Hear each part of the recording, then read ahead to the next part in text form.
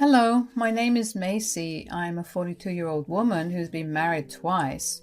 My second marriage has been amazing. My first was a train wreck.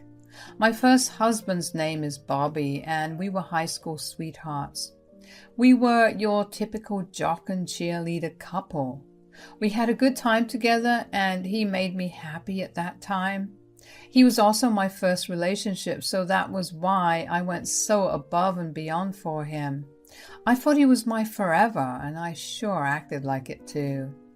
We planned to go to the same university so we could be together, but in my second year, at 19 years old, I got pregnant. Now, my family was not happy, and neither was I.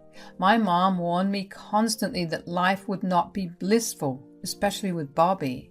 My family never liked him, although they could never tell me why, other than just that something about him felt off.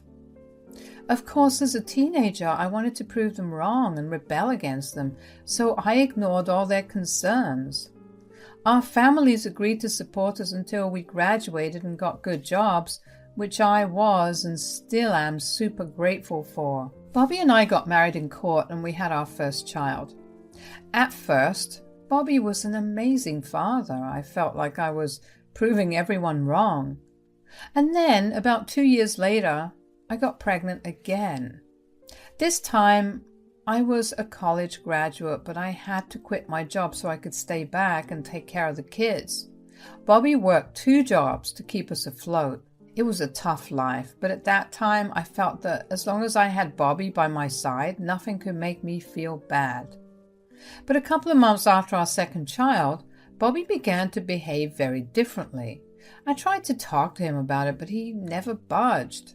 And then one day, I had taken the kids out for a walk and came back to an empty apartment.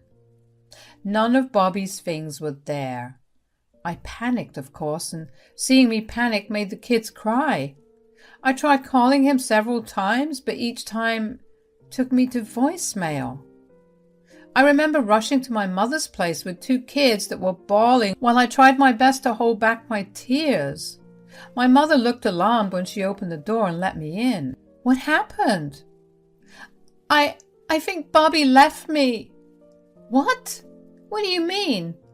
I took the kids for a walk, and when I got back, the house was empty of all his things. I can't get a hold of him either.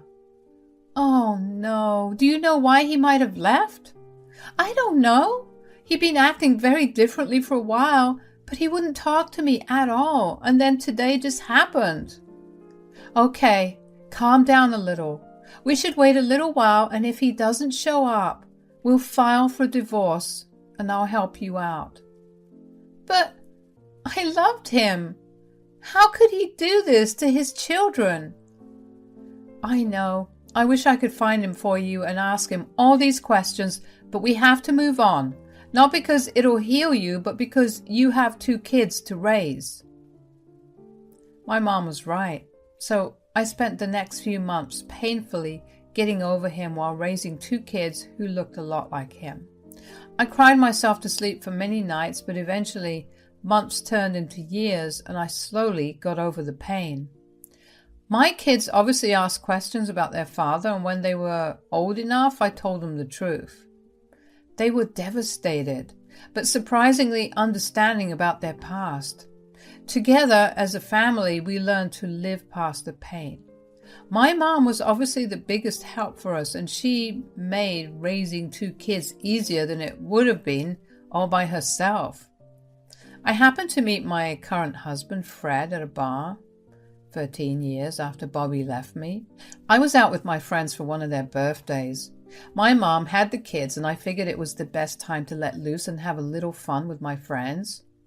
For the better of the night, I stuck to my friends, and we just chatted and laughed for the most part. Towards the end of the night, I got approached by Fred.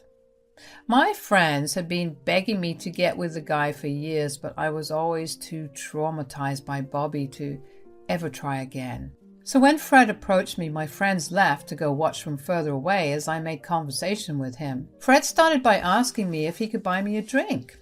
I was not going to turn down a free drink, so I obviously said yes. We waited until we got our drinks to properly start talking. So, what brings you here? It's my friend's birthday and I'm just here to celebrate with her. That's nice. How about I send over some drinks for all of them? All of them? There are 7 more people there. It's all right. I'll make up all the money I spent here in the next 2 hours, so no worries. Whoa, so you're rich? Ha, I guess you could say that. Of course I'm not trying to brag or anything. No, it's a great thing to flaunt. Not a lot of people get to do that, and not to mention you aren't being a prick about it. You're buying a bunch of strangers drinks because I told you that it was one of their birthdays. What can I say? I have a particular weakness for pretty women. You're so weak, you'll believe everything they say, even lies? Yes, of course. Although, did you lie?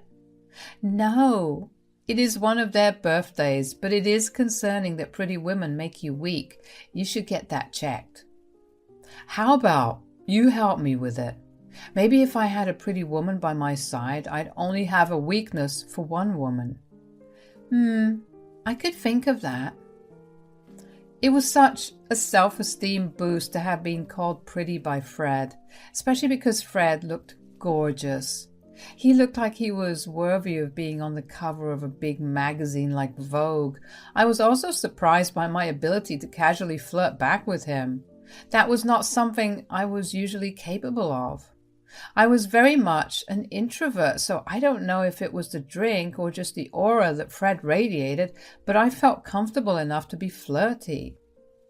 Eventually my friends came and got me, but not before profusely thanking Fred for the drinks.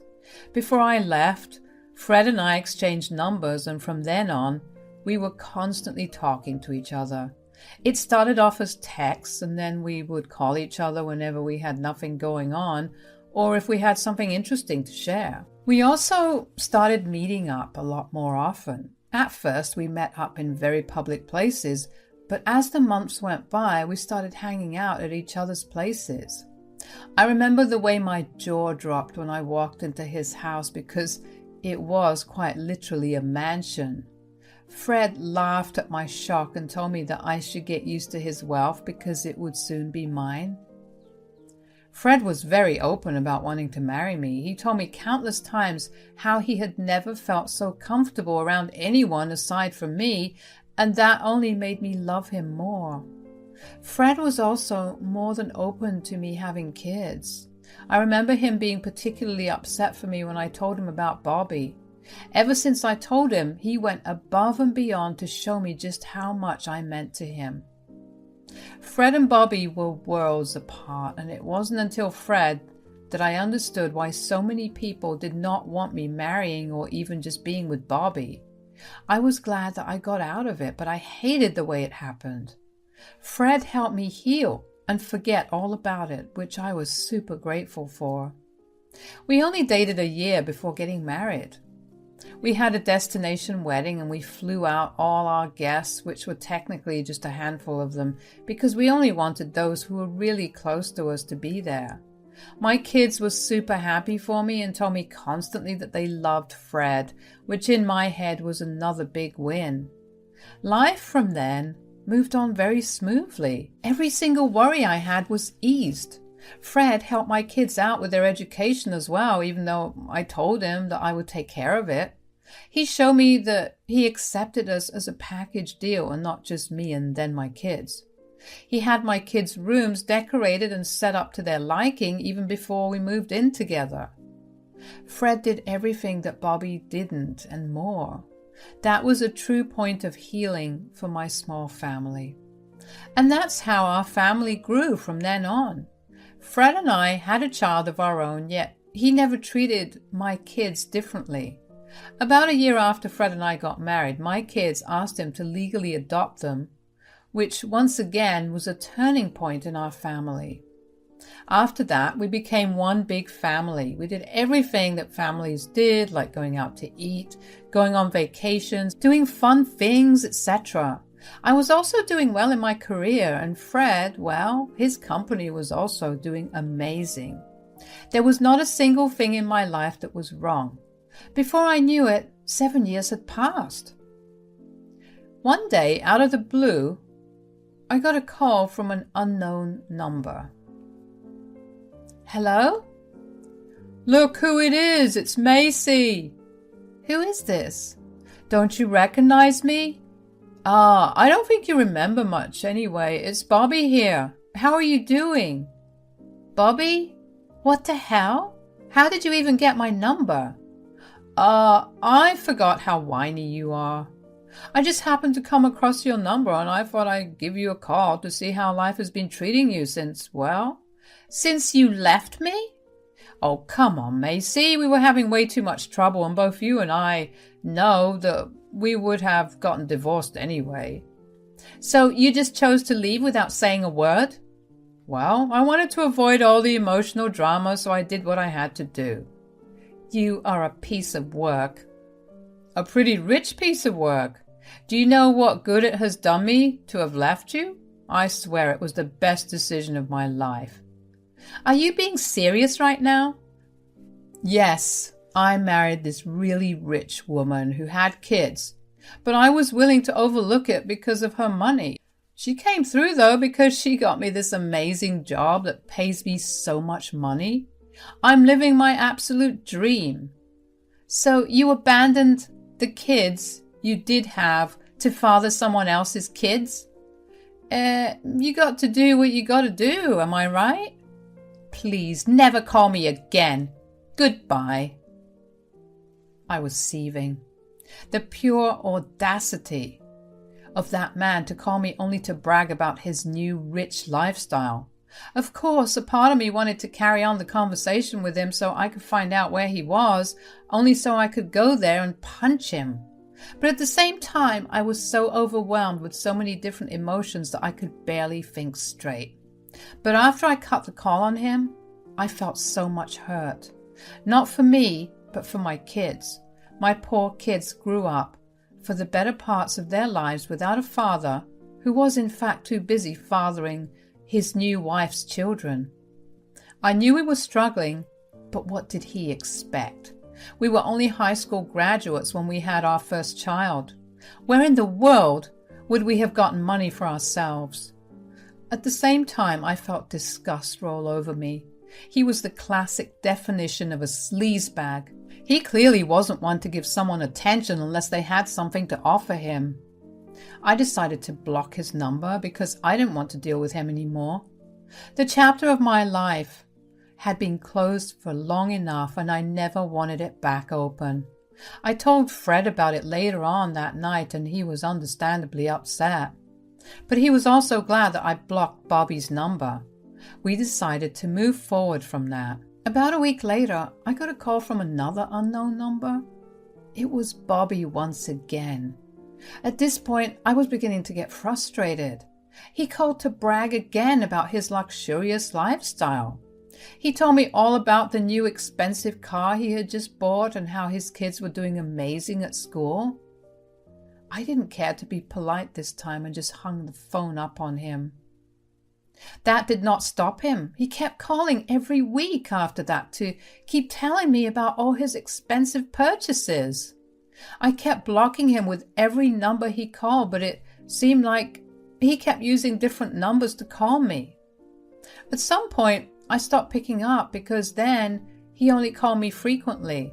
It seemed like he derived some sort of sick pleasure from bothering me so much. One particular day, I was at work and I was stressed when Bobby called me. "Oh, hey, Macy. Can't you just leave me alone?" "Oh, come on. I'm making up for the time that's been lost." "Well, you're 20 years too late. The kids don't care about you and neither do I. Leave me alone." "You know you love it, Macy." "I really don't. I don't want to hear anything about you or your new good life." "Why? Are you jealous? Are you jealous that I'm living the life that you'll never be able to live?" "I can assure you I don't." "Well, Here's something that will definitely make you jealous. I just got a promotion. I don't give a crap. You know you're jealous. I just got a promotion at Digidome, one of the finest media companies. I'm going to hang up. I was furious and annoyed, but something he said kept tickling my brain. I was way too angry to think about it at that moment, so I let it go. When I got back home afterward, I thought about what it was that Bobby said that tickled my brain, and then it hit me. He said he worked for Digidome, one of the finest media companies, which I had to agree with. They were responsible for hiring and recruiting some of the most talented influencers and journalists in our city. The reason that I kept thinking about it, Fred is the CEO and founder of the company. Bobby was working for my husband. I could not believe how wonderfully the universe aligned for me. That meant that I could finally teach Bobby a good lesson, not only for bothering me, but also for abandoning his children. I waited with excitement until Fred got back home. When he did, I told him all about what had happened during the day. Did something happen? Why do you seem so hyper? Nothing happened per se, but I did find out something big. Oh, what is it? So, Bobby called again. That sick son of a gun. I swear if I had any way to get a hold of him, I would beat him up real good. That's the thing. He may be way closer than we ever expected. Huh? What do you mean? Well, today he called me to brag about his big promotion at work, which is Digidome. You mean to tell me that he works at my company? Yeah. At first, I couldn't help but think his company name sounded really familiar, and then it hit me. Did you really not remember the company I created? Listen, I was way too angry to remember my own name. Cut me some slack. I'm kidding. Anyways, do you want me to fire him? Absolutely, but before you do, I was wondering if there was going to be any way to humiliate him. Definitely. Bold of you to think that I wasn't going to fire him in the worst way possible for him. With that, we began planning how to go about creating the best revenge plan. We decided that we would wait a few more weeks before executing our plan to fire him. That was because we were going to record his calls to me and have them played in front of everyone. The company was going to hold a huge event in 2 months, and to our luck, Bobby was going to be in charge of it. There were going to be several big names present, and we were going to tarnish his reputation. Over the next few weeks, I was able to pick up all of Bobby's calls without getting frustrated or angry. Just knowing that I had the biggest upper hand was enough to put a smile on my face as I listened to him ramble about his wealth and my lack of it. But this time, I made sure to record every conversation. These conversations were going to come back to bite him hard, and I couldn't wait for it. At the end of the 2 months, the event happened. I originally didn't plan to go because I didn't like big crowds or having to talk to a lot of people, which was why no one really knew who the big boss's wife was.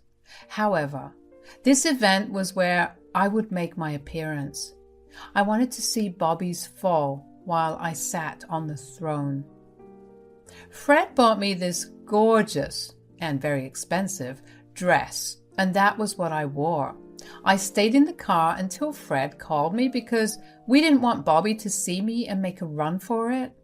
I only entered when Fred gave his speech in which he told everyone about how he wanted to introduce his wife for the first time. When I walked up on that stage, Bobby was standing there. I saw his face drop and pale. I smirked at him as I walked by. He pulled out his handkerchief to dab the sweat that was all over his face. Fred then went on to praise me and talked about how much of an impact I had had on him these past 7 years and how it had been a joy to raise my kids with me. With every praise Fred aimed at me, I saw Bobby sweat even more. I beamed with pride as the crowd clapped for me, and then Fred's speech took a turn. He began to talk about how I had been getting harassed by my ex-husband recently. He told the crowd about how my ex-husband had abandoned me and my kids to go father another woman's children just because she had wealth. But the universe had different plans for my ex-husband because he was working for his company. The crowd gasped and erupted into murmurs about who my ex could have been. Fred asked everyone to quiet down and told them that he was going to reveal who it was. Bobby kept looking towards the exit, but he knew that if he dashed it, Fred would not even have to reveal who it was because he would have outed himself. Fred then pointed towards Bobby and told everyone that it was him. The crowd once again erupted in murmurs. Bobby looked like he was about to pass out, but Fred wasn't done yet. He told everyone that he had proof of all of this and proceeded to play the recordings of all the calls that Bobby had made to me in the past few weeks. Bobby stilled as he heard everything. Fred then announced that because of everything that Bobby did, he would no longer be working with his company. The crowd cheered for Fred and me as we walked off the stage. Bobby was escorted off the event and the rest of it went smoothly. I had served my revenge and there was nothing sweeter than that. Fred and I had a blast at that event, and I even managed to find someone who offered me a position at their firm. The day after the event, I got my last phone call from an unknown number. "You're awfully bold to call me again after last night. You tricked me." "Whatever do you mean?" "You absolute witch. Don't play stupid with me. How could you not tell me that you were married again? And that too, married to my boss?" "Like I told you several times, Bobby, I simply didn't care about you." "I know that, but the decent thing for you to do was to inform me." "So you would only stop harassing me if you knew who my husband was? And if my husband wasn't your boss, you would have continued to do it?" "Don't twist my words." "I'm not twisting anything. And you're one to talk about being decent, Bobby. You know what decent thing you have done? Not abandon your family. If you could do something like that, I can do something like this. Have fun with your current family, and I hope you'll find a new job." "I don't have a current family. My wife left me because of yesterday and she took the kids. And it's all because of you." "I didn't do anything. You did this to yourself. If you had just not called me, your life would have been what you had always wanted it to be. But I guess you can't have your cake and eat it too. Goodbye, Bobby, and good luck." It felt liberating to finally get back at Bobby and to know that I destroyed everything good in his life. I hope that Bobby learns to never mess with me or my family again, because he will never get anything good out of that. Fred and I continue to thrive together, and our kids have grown into wonderful adults. My life is once again going smoothly, and I no longer stress out about Bobby's calls.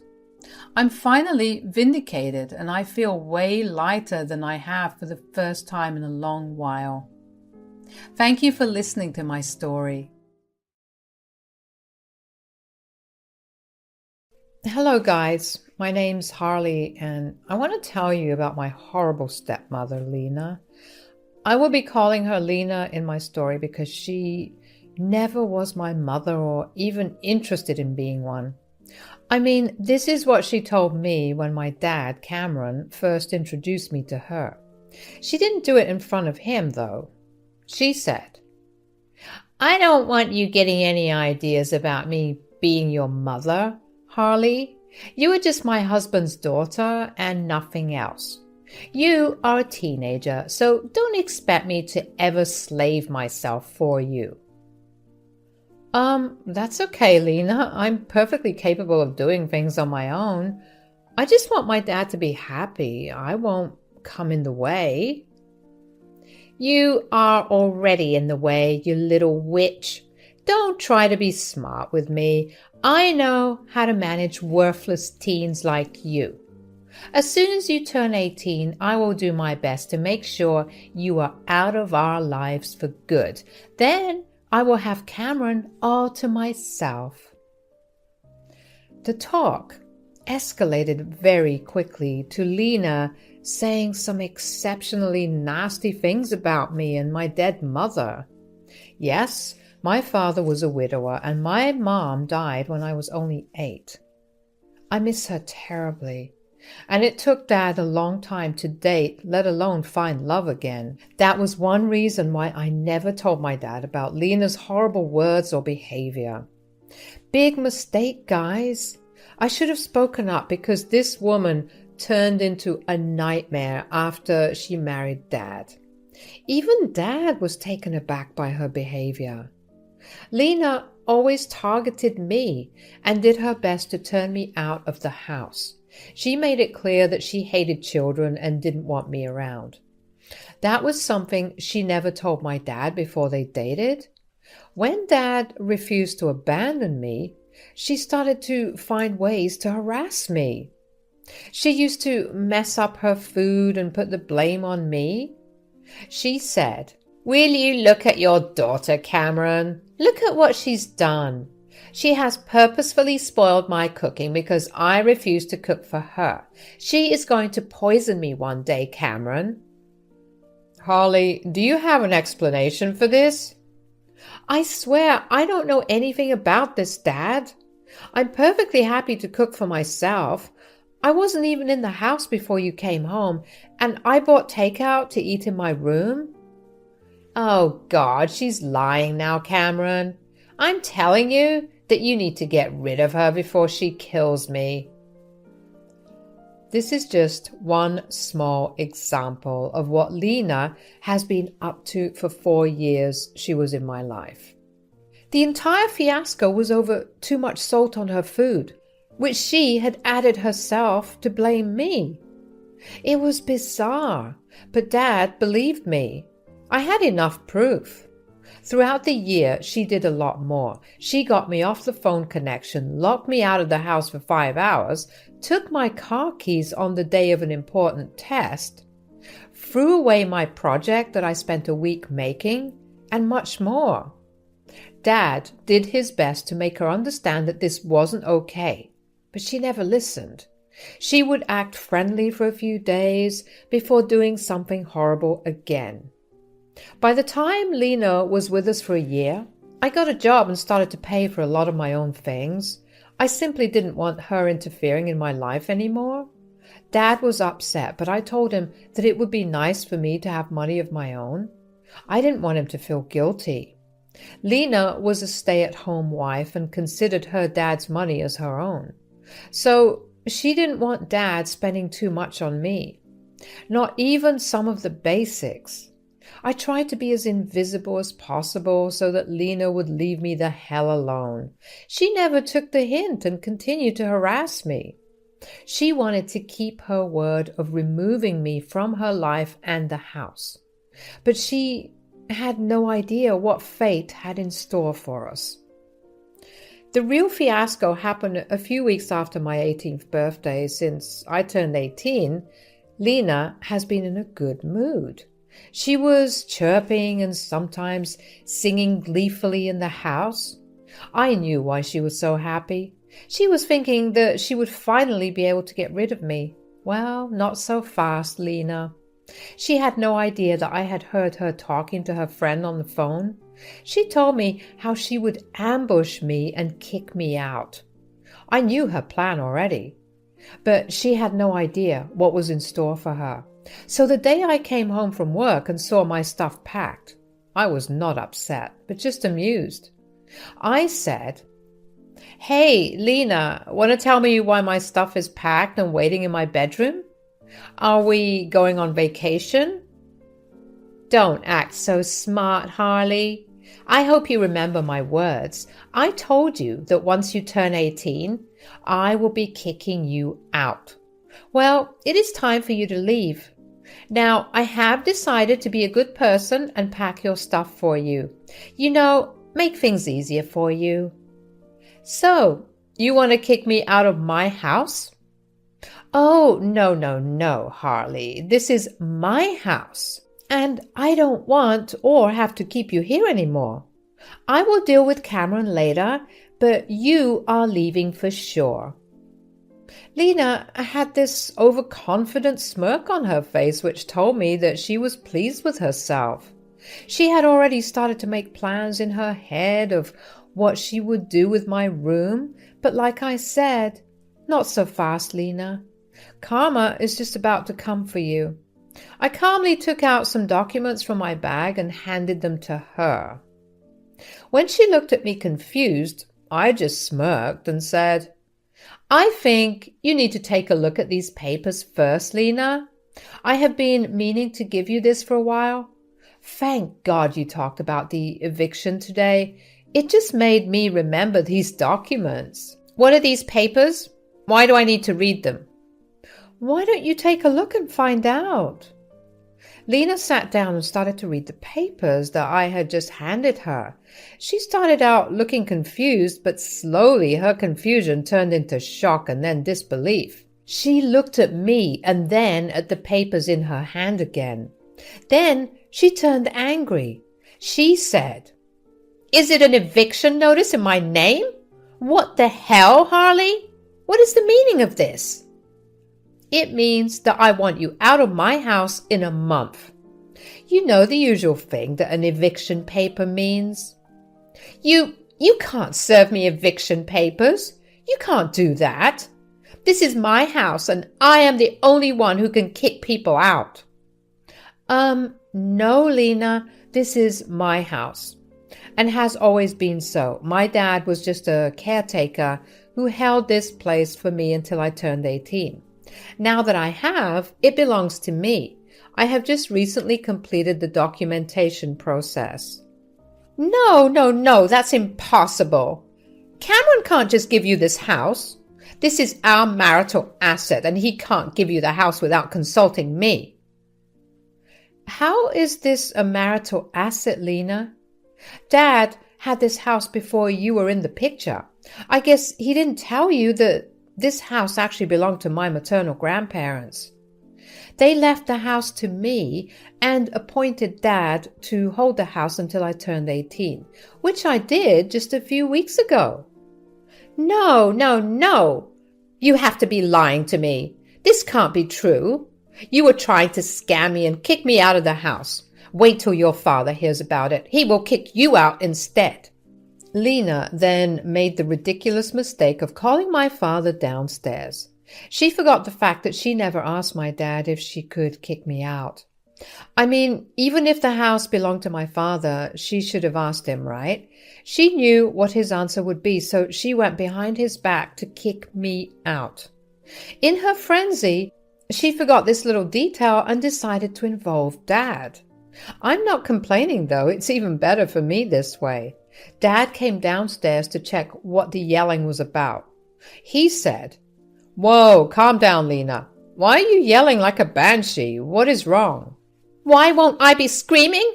Your worthless daughter is making some wild claims again.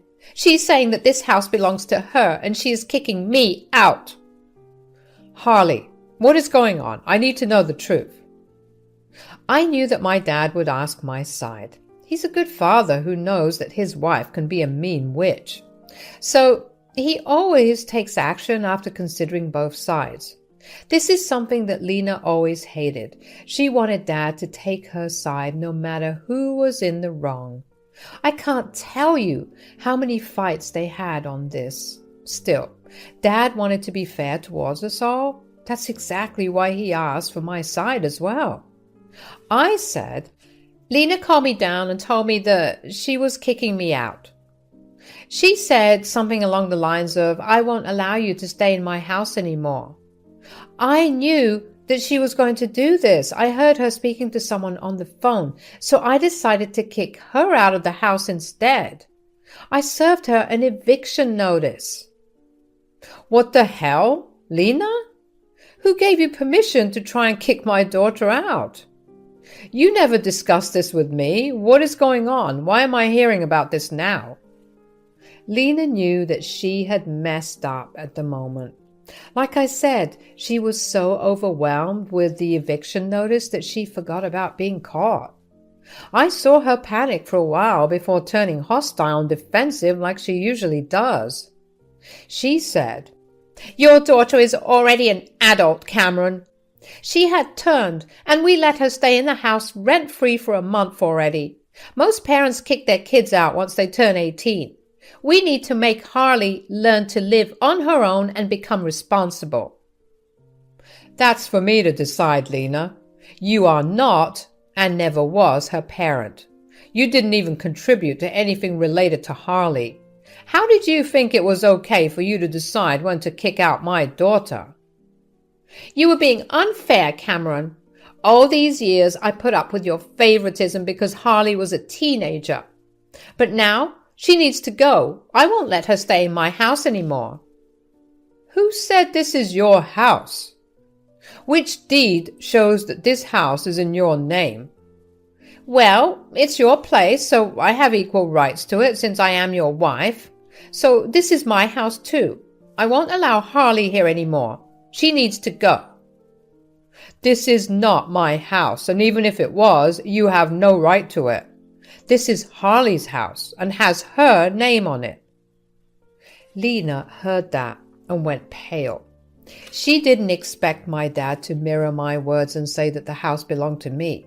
She was in her own fairyland where everything belonged to her just because she said so. Hearing anything else was nothing short of shocking and surprising for her. She began to cry and said, "Why would you say such a thing, Cameron?" "Because the house belongs to Harley. I'm just speaking the truth. What's wrong with that?" "You gave Harley your house without consulting me. How could you do this, Cameron? I'm your wife. You should have discussed this with me. I am not okay with this." "You had no problem going behind my back and trying to kick my daughter out. Why can't I do the same, Lena? Talk about double standards. And there was nothing to discuss. This house was always supposed to be Harley's. I was the only trustee who took care of the house until she turned 18. The house got transferred to her name just recently." Lena now understood that we were telling the truth. Dad even offered to show her the papers in case she needed proof. She was in way too much shock to do or say anything coherent. She said, "You deceived me, Cameron. I thought that the house was yours. You lied to me. This is not fair." "I never lied to you, Lena. You never asked whose house this was. When we got married, we signed a prenup saying that our personal assets were just that. Personal." "Oh my God, this can't be true. You should have told me, Cameron. Now Harley is throwing us out. Look at how ungrateful your daughter is, Cameron." "I am not throwing my dad out, Lena. That reward is solely yours. You're the one who won't get to live in my house anymore. I would have considered letting you stay here. I told Dad as much. But after you tried to kick me out, I changed my mind. You are going to leave." "If you kick me out, your dad will follow as well.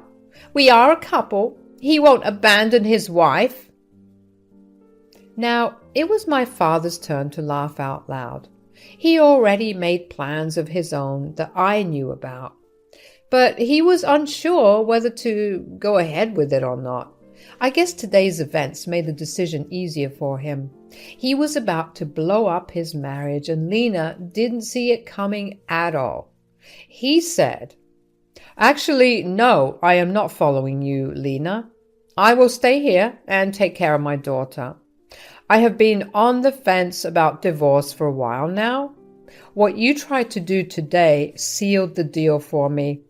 I will be filing tomorrow. Be ready for it."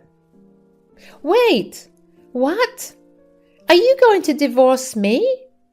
You want to leave me over your shit daughter? You can't do that." Yes, I can, Lena. You think I was going to forgive you for tormenting my daughter for 3 years? Oh, hell no.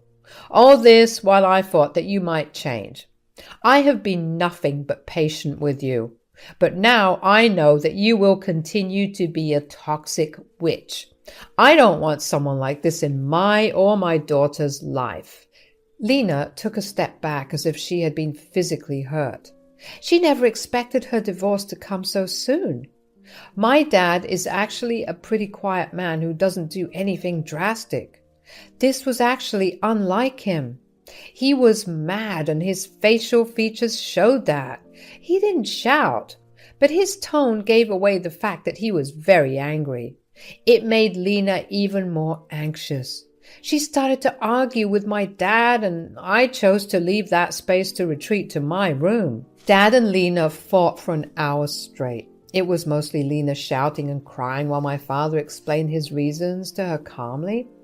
After the verbal fight ended, Dad came to my room. He seemed a little upset and refused to meet my eye. He sat down and said, "Harley, I know I need to apologize to you. I'm sorry, dear. I should have done a better job of protecting you against Lena. I thought that by being fair and avoiding fights, I would be able to make things work. I was stupid, and I made things worse for you." "You don't have to apologize, Dad. I know you loved Lena, and she wasn't like this when she married you. People change, and sometimes it takes time to come to terms with these changes." "Wow, you have matured a lot, you know. I wish I could have done things differently. I intentionally brought a mad woman into our lives." "Well, what is done. I forgive you, Dad. You really did try your best. I'm not complaining. Do you want to divorce Lena? I won't be mad if you don't. I would understand." "Girl, I'm not living with that mad woman anymore. I'm done. Her true face shocked me way too much to act faster. I really don't want her in my life anymore. Although I must say that I saw this coming. Somewhere in my subconscious, I knew something was up with Lena. That's why I made the prenup in the first place. I was worried that she would jinx your future and make trouble with money. So I thought this would be the best way." "See, you did think about me too. You deserve to be happy, Dad. That's all I want to say. If Lena doesn't mean anything to you anymore, it's best you separate." I spent a hell of a lot of time assuring my dad that he is not the horrible parent of the year. In fact, he went even close. He did a lot for me, and I knew that. I just needed to make him believe that too. I won't lie, guys, I was super happy that my dad was finally getting rid of that crazy woman, Lena. She is not the one for Dad, and has no business staying married to him. Not after everything she did all these years. The talk with my dad went well, and he went to the guest room to sleep. That night, I was finally feeling peaceful, knowing that Lena would soon be out of our lives for good. I was able to teach her a nice lesson that I hoped she would remember for the rest of her life. The real surprise came the next morning when I found Lena trying a little too hard to appear loving and caring towards me. She was in the kitchen, making me breakfast and acting like I was the best person in her life. Even Dad was giving her the side eye and looking at me with confusion on his face. When breakfast was over, I said, "Thanks for breakfast, Lena, but you don't have to do this anymore. I'm capable of making my own, as I have done for the last 6 years. Things don't need to change out of the blue." "What nonsense, Harley. I'm happy to do this for you. You having our meals together can bring us closer as a family." "What is the need for that? We won't be a family anymore.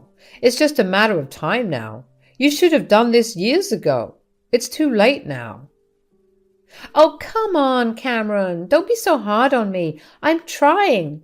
I can make this work. I will start being a better parent to Harley. We will be the best mother-daughter duo ever. Right, Harley?" I knew what Lena was trying to do. She had been backed into a corner and took the night to come up with a plan. I knew better than to trust her in my life. Looking at Dad, he had no intention of trusting her again either. He only looked at her a little amused. Since Lena was expectantly looking at me for a reply, I said, "I don't think so, Lena. First of all, I'm 18 and I don't need a new parent. I pay my own bills and will be off to college anyway. Secondly, you are and never will be my mother. That word doesn't suit you at all. So no, Harley, I am not interested in whatever scheme you have come up with." "Harley, look, I'm sorry for being so mean to you in the past. You need to give people chances, dear. We can be a happy family if you agree to give me a chance, and it will help me strengthen my marriage too. Dad says that you have a marriage within a few months. I don't know what you're trying to strengthen. If it's a ploy to try and stay in this house, I'm sorry to say it won't work. I'm kicking you out anyway. And I am going to divorce you anyway. You have already done the damage, Lena. There is no point in trying to act all innocent and remorseful. I know you better than that." Lena saw that her new strategy was not working. I guess she didn't have anything else in her ammo. She couldn't threaten to ruin Dad financially because of a prenup she signed, so she had no other way than to beg and cry. And she did deliver. She started to cry hysterically and begged me not to kick her out. She also begged me to ask my dad to give her another chance. She then begged my dad to be a little more forgiving. Our entire day was filled with Lena trying to beg and plead with us for mercy. Since me and my dad were both off from work that day, we had to put up with this torture. My dad did leave for a while to contact a lawyer and file for divorce. Lena received the papers within a week. Dad's lawyer had them served. Lena upped her begging and crying after she was served the papers. Me and Dad graciously informed her that she needed to get a job if she wanted a place to live and a lawyer for her divorce. She was convinced that she would convince us to give her a chance. Well, that didn't happen. As the month was up, she was promptly kicked out. She made some trouble when we told her to leave, but after Dad threatened her with more legal trouble, she left sobbing. I heard that she moved in with a friend since her own family can't stand her anymore. As she left, she took the negativity with her, and the house finally felt like home. It's been more than 2 years since the incident. I am now in college, which happens to be close to home. Dad has successfully divorced Lena and is back to dating. He says that he isn't looking to settle again, but just wants some company at times. As for Lena, last I heard, she moved into a flat with several flatmates and is struggling to make ends meet. Since she doesn't have a lot of qualifications, she is working a minimum wage job and just getting by. I saw her at a grocery store from afar. She looked like she had aged 10 years more. Karma had caught up with her and hopefully taught her a lesson never to try this shit again.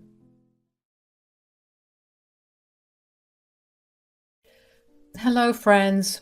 My name is Mia, and I'm here to tell you the story of how I ruined my mother-in-law's life. Well, Rita, my mother-in-law, ruined her own life, but she may think that I am responsible for it.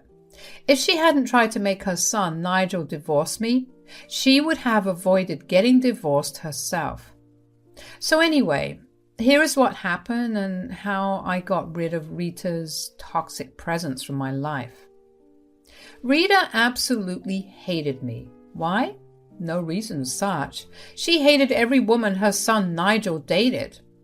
I could tell that she had an extremely unhealthy relationship with Nigel and always thought that women were out to trap her son and take him away from her. Her husband, my father-in-law, Luke, was not like her. He was a sweet man who still has an excellent relationship with me. He considers me his daughter, which is why I was super pissed when I discovered Rita's big betrayal. Now, let me just tell you what Rita tried to do when Nigel announced our engagement. She tried to say that I was a cheater and was sleeping with my best friend. It was bizarre and she had no proof. It was simply based on her suspicions. Look, me and my male best friend have been super close since childhood. We have a great bond, but we don't cross boundaries that our spouses have set for us. In fact, we do frequent double dates and even went on trips together. Nigel never had a problem and knew that I was loyal. Well, Rita didn't think so. She said, "A man and a woman cannot be that close, Nigel. There has to be something fishy going on. I can bet all my money that she is cheating on you." Mom, you are being ridiculous. Mia and her best friend are just that, best friends. There is no cheating going on. She rarely meets with him alone. I trust my fiancé completely. You are naive, Nigel. Mia is trapping you because you have a good income and can take care of her. One of these days you might find yourself baby trapped by this cheater. I don't know what you're talking about, Rita. None of that will happen. I love your son, and my best friend is just my best friend. Nothing is going on between us. You are being insulting when you say those things. I know you are lying, Mia. Don't try that innocent act with me. I know girls like you very well. Of course, Rita knew girls like that. She was one of them. But that wouldn't be discovered until later. Nigel didn't believe her ridiculous lies and we got married anyway. She tried to tell everyone that he was marrying a cheater. There was some misunderstanding I had with a few family members, but when Nigel told them the truth, they were rightfully pissed at Rita and apologized to me. Nigel also confronted Rita and yelled at her along with his father. Rita wasn't remorseful at all, but she promised to behave from then on. Guys, I really thought that Rita would change and end her stupid antics, but she didn't. What she did the next time was even worse. The beginning of Rita's end started when I got pregnant with our first child. It was a boy and everyone was happy for us. Nigel was super excited to be a father and Luke was excited to be a grandfather. The only one who wasn't excited at all was my mother-in-law, Rita. She started her Mia is cheating craziness and went as far as to say that the child was not Nigel's. We were all pissed and Nigel mostly kept me out of the drama so that I don't stress out too much. Now, here comes the fun part. As soon as my son was born, Rita saw him and said, "This child can't be my son's. He looks nothing like what Nigel looked when he was a baby. This cannot be your son, Nigel." Mom, what is wrong with you? This is my son.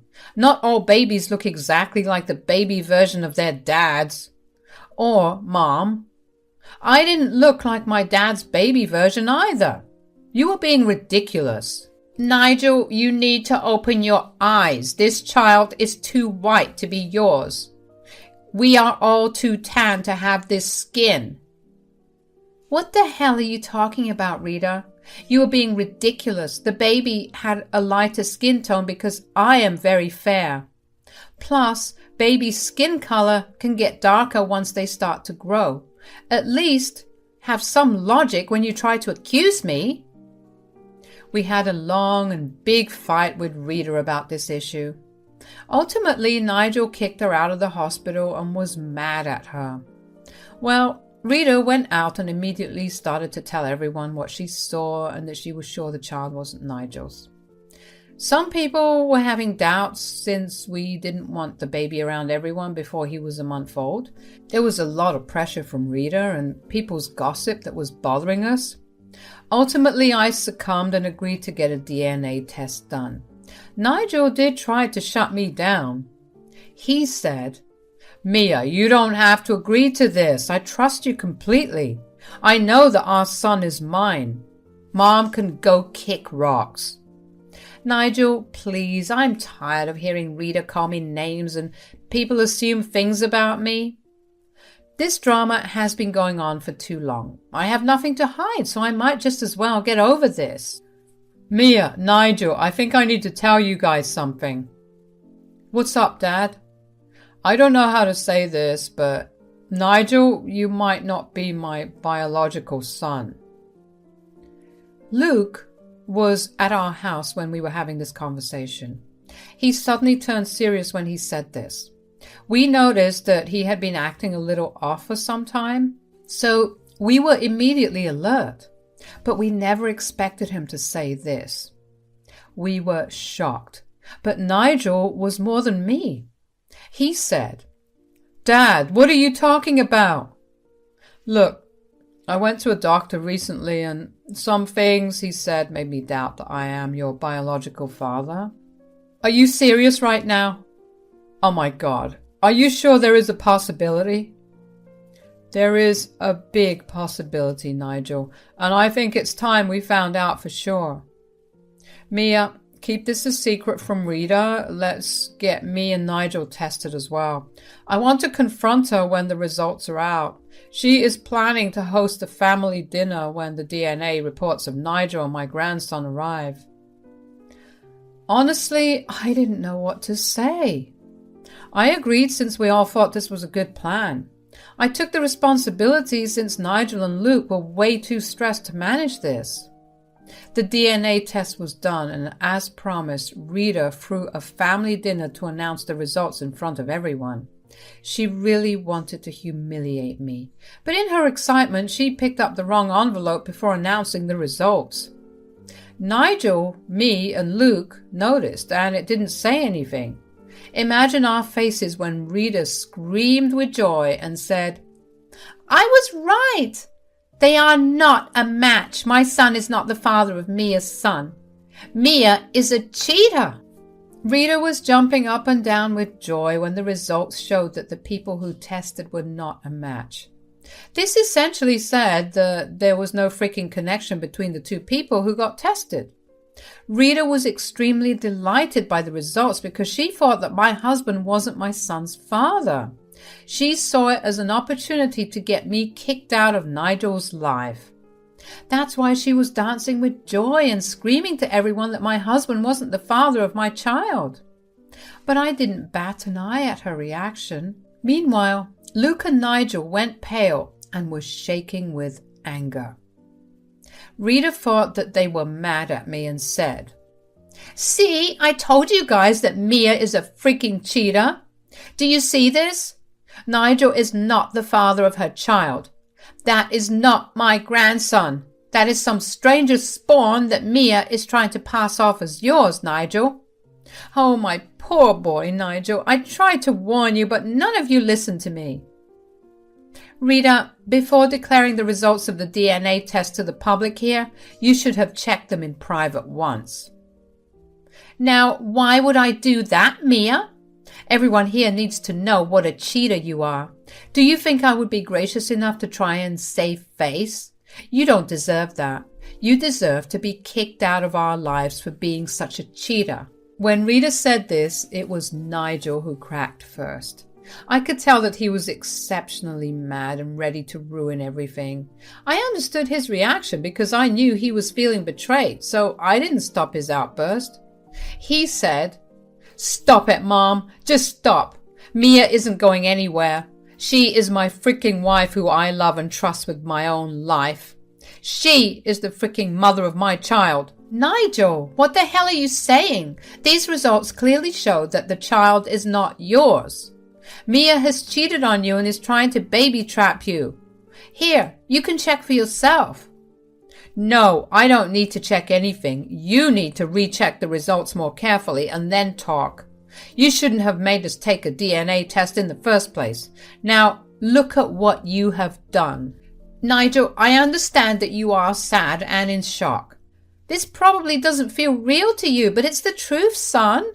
Your wife is a cheater. She is making you raise another man's child. Now, this was the moment when Luke thundered and decided to speak. He was too frozen in shock and too angry to form his words. After the initial shock wore out, he was ready to raise a storm. He yelled at Rita and said, "So, Mia is making Nigel raise someone else's child? Like you tried to pass off Nigel as my son years ago?" "Luke, What are you talking about, dear? Nigel is your son. I am not like this cheap woman, Mia, who opens her legs for everyone. Why are you making such accusations? I have revealed the truth and now everyone is attacking me because of Mia. Why don't you recheck the report carefully, Rita? That will give you a better understanding of what we are talking about. Here, these are the DNA tests done between Nigel and our son. As you all can see, it says that they are father and son. What? Then why does this document say that they are not related? What is going on? If you had read the report carefully, you would have found that the test was done for Nigel and Luke. And the report says that they are not related at all. So Nigel is not Luke's son at all. Rita looked at me with disbelief when I said that. She never expected this to happen to her. Her carefully guarded secret of 25 years was finally loose and she couldn't do anything to stop it from spreading. Rita had made the huge mistake of calling family members to expose my supposed secret, but it backfired badly when her own secret was revealed instead. Luke and Nigel were pissed, and Rita didn't miss that either. She knew that she was in big trouble. She kept reading the report in her hand again and again. She looked at it, and all of us were in disbelief. She said, No, this can't be true. This has to be a mistake. Nigel is Luke's child. I am sure of it. We were trying for a child when I got pregnant with Nigel. Nigel is your child, Luke. Oh, really, Rita? So you were saying that the reports are false and you didn't cheat on me at all? Nigel is your son, Luke. You have to believe me. This witch, Mia, has tricked you into getting a paternity test so that she can mess up your report and get revenge against me. This wasn't just Mia's plan, Rita. It was mine as well. Remember how I visited the doctor recently to run a couple of tests? Yeah, the test came back and it showed that I have been infertile my entire life. I never knew because I never went to see a doctor before. There is no way Nigel is my son. No, this can't be happening. This can't be true. This can't be true. I even have a hunch who Nigel's biological father is. Is it Fred? I know it's Fred, your ex, before you married me. Rita turned as white as a ghost when she heard that. Her reaction alone gave us the confirmation we needed. Nigel was super quiet and not saying much, just giving Rita some angry looks from time to time.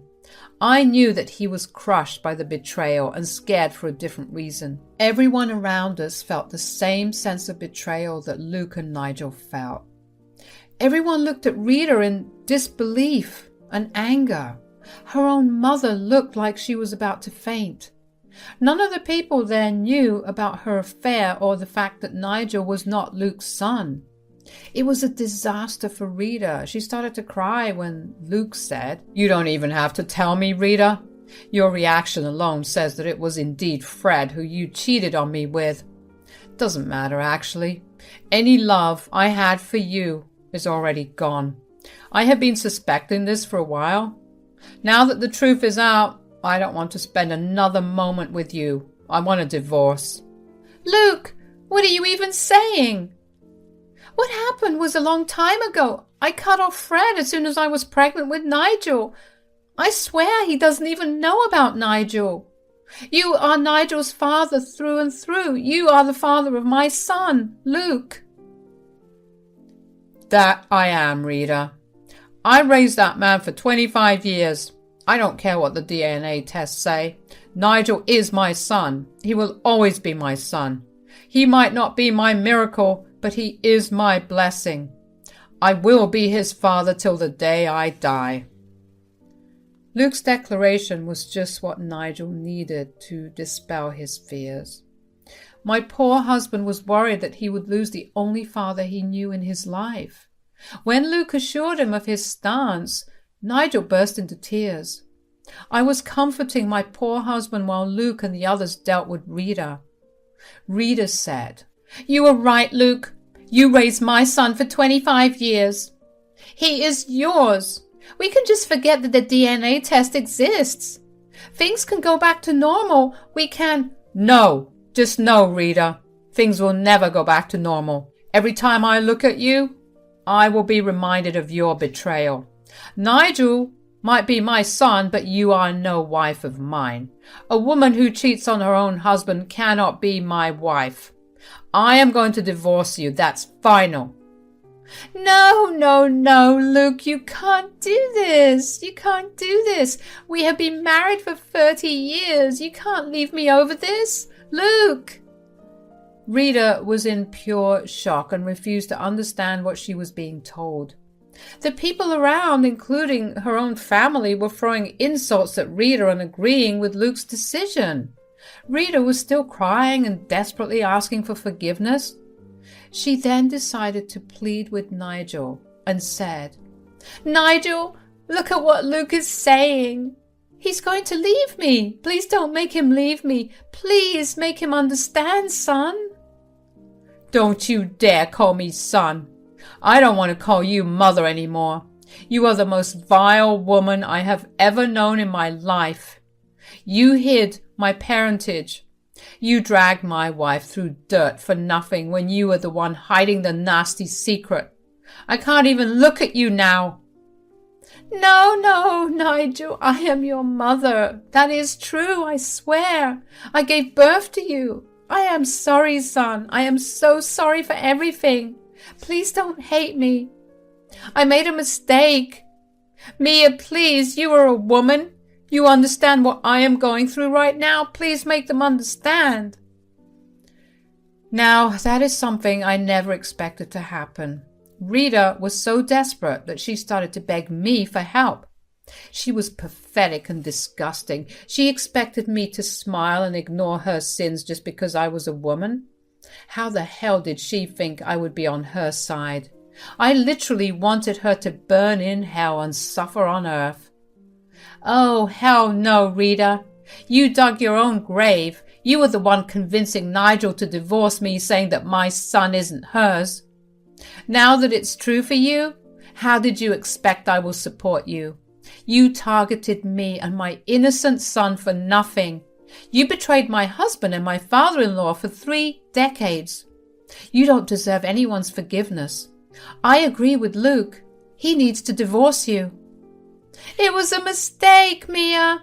You are an honest woman, and I know you really care about your family.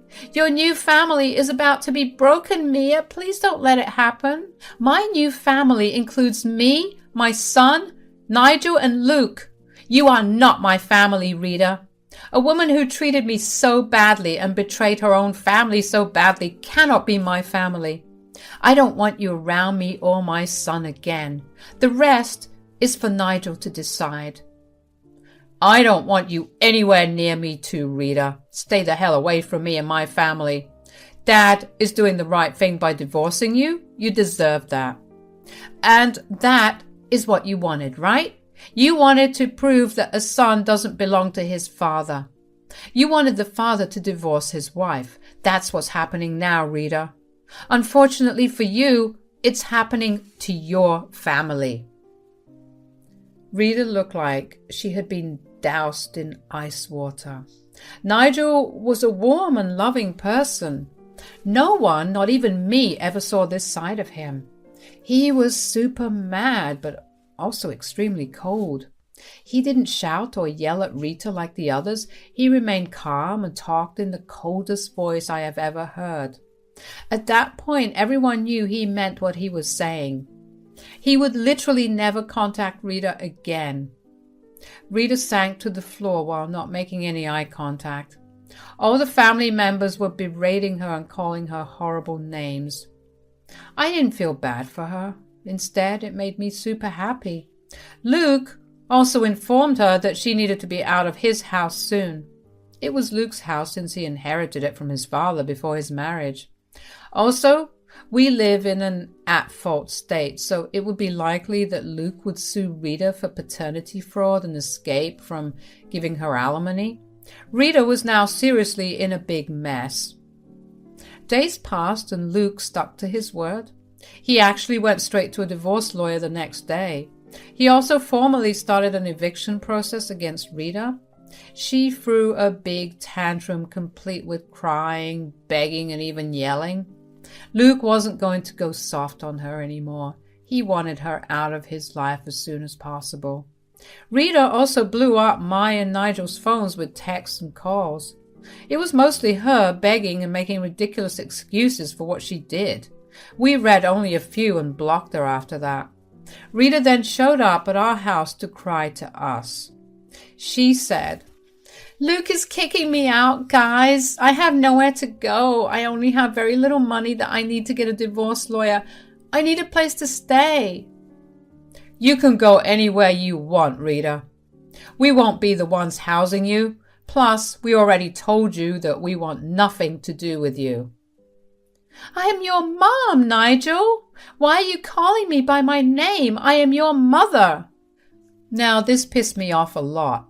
Look, I was glad that Rita was getting her just dessert and I won against her, but this entire paternity fiasco was very hard on both Nigel and Luke. While Luke was dealing with it his way, Nigel was a mess. It hurt to see my poor husband cry and lose himself in sadness. I was having a hard time consoling and comforting him while dealing with a newborn. So when Rita wanted to act like it was all no big deal, I was pissed. I said, "I believe you have already lost that privilege, Rita. From now on, you are just a stranger to us. And Nigel is right. We won't be the ones housing you."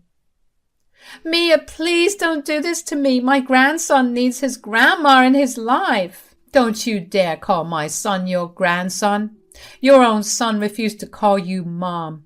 And you can't be a grandma to the child you never wanted in your life.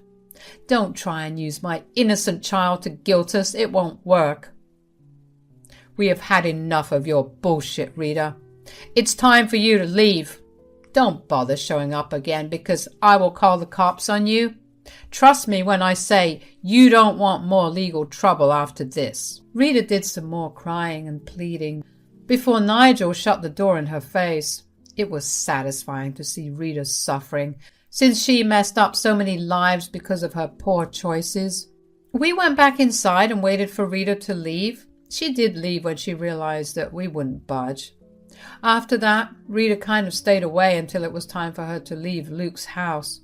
She showed up with her stuff again to try and beg us or guilt us into letting her in. Nothing worked, and she left when we threatened to call the cops again. I had heard that she was staying with a friend who got her a job in her office as a warehouse worker. Now, the divorce battle was kind of ugly since Rita tried her best to get things in her favor. But like I said, we live in an at-fault state, so her stupid excuses didn't do her any good. They got divorced in 6 months and parted ways soon. She did keep harassing Luke to get her old life back, but it didn't work.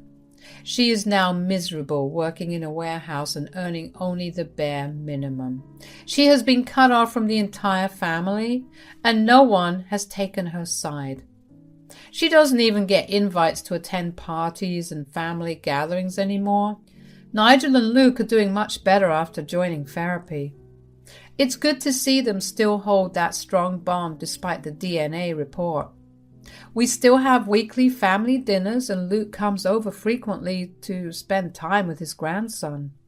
Overall, we have managed to swing back to our normal lives while Rita is rotting in some warehouse, lonely and miserable.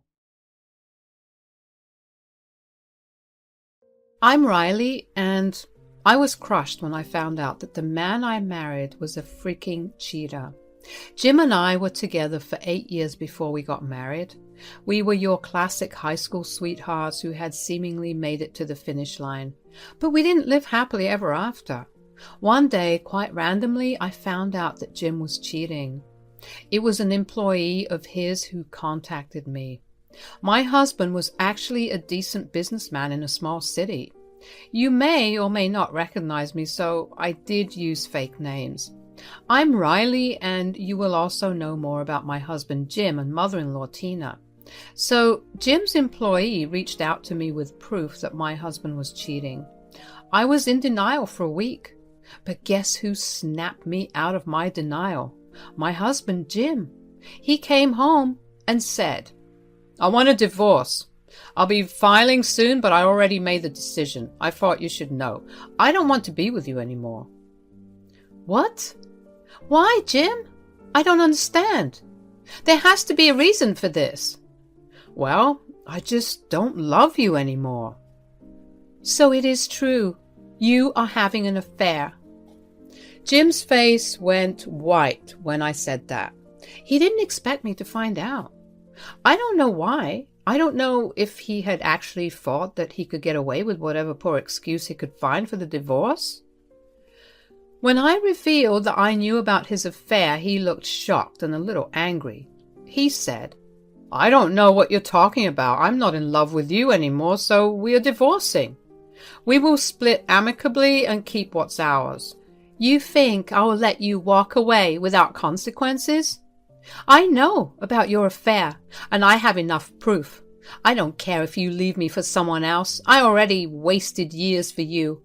I am not doing that anymore, but I will go after your assets, as the prenup states."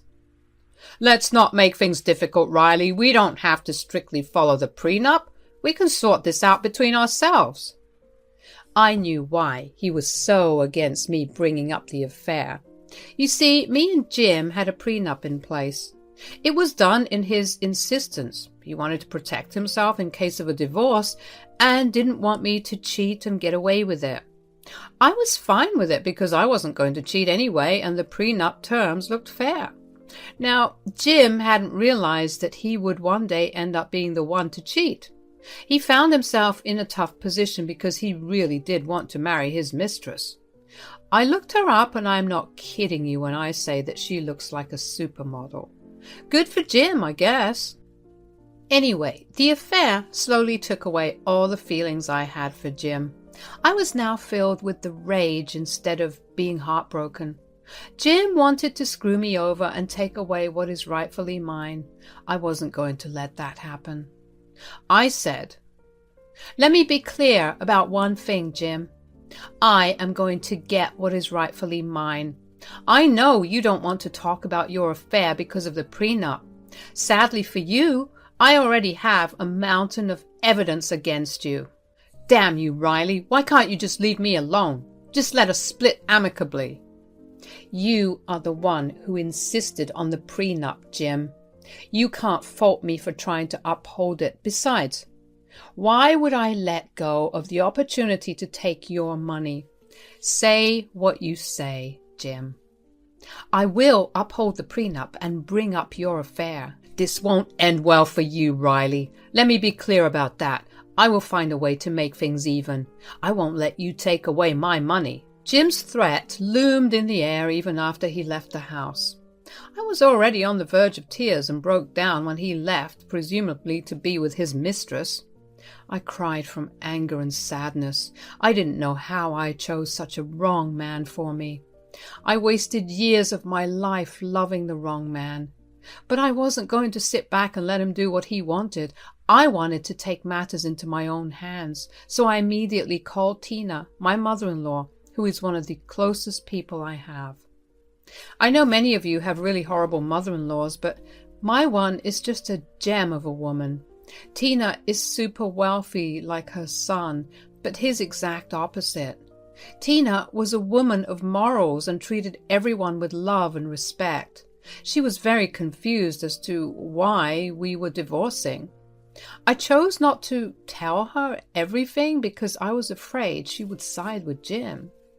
I do have some childhood trauma from my parents abandoning me, so I was scared I would lose Tina as well. Tina did her best to convince both of us to reconcile because she didn't know what went wrong. Eventually, I moved out of Jim's house and got my own apartment.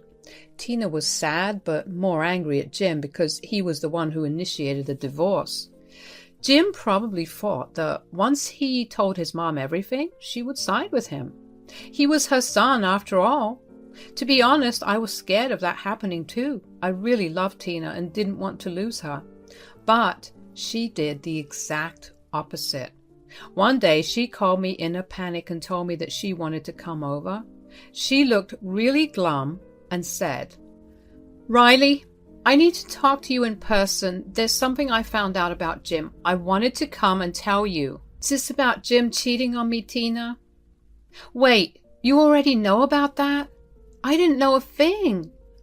"It's been happening for over 6 months now, Tina. I got proof. One of his employees told me about it and sent me pictures as well. I found out more later. It doesn't matter anymore, though." "Oh, God, Riley. I just found everything out yesterday. Jim came to me and confessed. I had no idea you two were getting a divorce. I'm so sorry. Riley, I failed to raise my son right. I feel awful. I am a horrible mother." Tina started to cry, and I actually felt very bad for her. None of this was her fault. She was a good mother and an awesome mother-in-law. Tina had become my family, and she was almost a mother to me too. I started to cry with her when I realized that I was about to lose her in the divorce as well. But what happened next dispelled my fears. I said, "Tina, please don't blame yourself. You have been nothing but kind to me. None of this is your fault. You are a good mother, Tina." No, you don't understand. There is more. I'm ashamed to even tell you about this. You will definitely judge me and my family when I tell you." "I don't think I will ever do that, Tina. Whatever Jim does is not on you. If there is anything more you want to share, you can tell me." "Riley, my son has gone crazy. He has made an entire plan to trap you and get you arrested." What the hell? I couldn't believe what I was hearing. Jim was trying to get me arrested? And he planned to do that by trapping me? This was straight out of a horror movie for me. Had I failed to recognize the true Jim when I fell in love with him? Had I messed up that bad? What Tina said only made my fears worse. She said, "Jim is planning to hide some of his cash in your new place and then call the cops on you. He says that in this way, he would avoid losing his money and assets to you. Your prenup has a clause that states the prenup is void if both parties are found to be at fault. So that's why he has made this plan. He told you everything because he thought you wouldn't divulge his secret. I don't know how delusional he can be. Why in the world did he think I would support him, Riley? I'm on your side. What my son did and is trying to do is awful. I am so ashamed. I am so sorry." "Tina, you don't have to be sorry. Thank you so much for coming to me. See, you told me everything despite him being your son. You truly are a good person. I don't want to lose you after the divorce. You are like a mother to me." "There is no way you are getting rid of me, Riley. You are like a daughter to me too. Jim can go kick rocks. I don't want to see you get trapped in his evil schemes. Please tell me you will protect yourself." "Don't worry, Tina. I'm not someone to be messed with. Now that I know what Jim is planning to do, I will trap him in his own plan." I told Tina my plan, and she looked really satisfied with what I had in mind. I had a small fear that she would object to it to protect her son, but to my surprise, she said that it was fitting. So with my sweet mother-in-law's approval, I got on with my plan. But first, I needed to do some shopping. I ordered some cameras online so that I could establish CCTV surveillance in my room. My building already had CCTV coverage on the stairwell, so I only needed to cover the rooms. I took the help of a friend and set up the cameras around the apartment. Then I waited for Jim to make his appearance, and he didn't disappoint. Jim randomly showed up one day to discuss the divorce. It almost made me laugh at how ridiculous the excuse was, but I humored him and pretended to believe him. Then, when I went into the kitchen, I saw him walk towards my study and discreetly put something inside my desk drawer. I smiled to myself and didn't bother confronting him. I wanted him to think that I didn't know what he was doing. In reality, my cameras would receive everything. That was how I planned to trap him. Jim talked about the divorce for like 10 minutes before he bolted. Good riddance, because his mere presence was irritating me to no end. After he left, I checked the camera footage to see if Jim had planted the cash on my work desk. I didn't want to check in person because I wanted to maintain to the cops that I didn't know about the money. So I checked on my phone. Well, Tina was right. Jim did hide his cash in my work desk. I was freaking furious. I thanked heavens that I had an amazing mother-in-law like Tina who warned me about Jim. If she had kept quiet, I wouldn't have had any proof of my innocence. I quietly saved the footage and then waited for Jim's next move. By the end of the next day, the cops were at my door with Jim. I said, "Hello, officers and Jim. This is a surprise. How can I help you today?" "This gentleman here has reason to think that you have stolen his money. I understand that you two are husband and wife." "That's right, officer. We are husband and wife, but we are in the process of filing for divorce." "Okay, I understand. So your husband has been missing about $20,000 in cash. He says that you had taken his money without permission when you left his house a week back." "I don't know what you're talking about, officer. I didn't take any cash at all. I am not someone who steals money like that." It was true. I hate stealing and wouldn't do that under any circumstances. The cops looked like they didn't want to act in haste and listen to all parties involved. Jim didn't like that at all. He immediately jumped in and said, "Officer, she's lying. I'm sure she is the one who stole my money. She always did that when we were married. That's one of the reasons why I'm divorcing her." "Why are you lying to the officers, Jim? You know damn well I wouldn't do anything like that." "You don't have to act so innocent, Riley. I know for a fact that you stole my money. It was with me in my secret drawer until last week. No one has been in my house after that." "Well, ma'am, do you happen to know something about where the money might be?" Jim looked at me like he was confident I would get arrested. He was sure that he had hidden the money well and the cops would arrest me on his accusations. He also thought that I was a clueless woman who didn't know what he had planned. Well, he was in for a big surprise.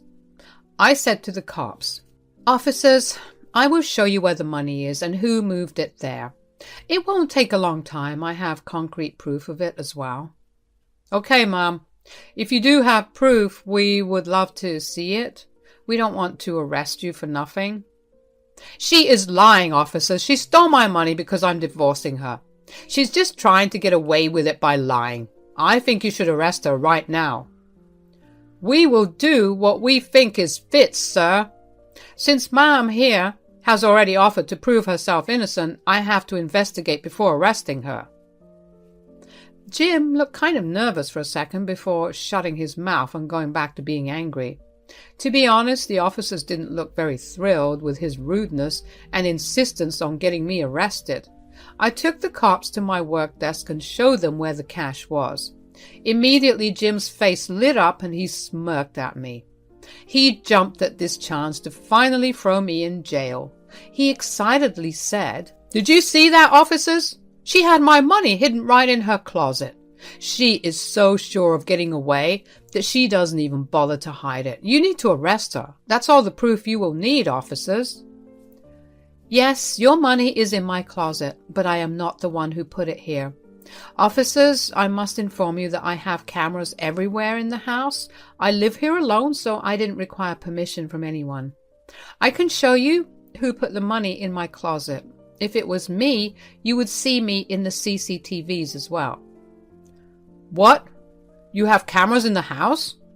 Well, we don't need to see any videos. The money was found in your closet, and that's proof enough to prove your guilt. We don't need more proof."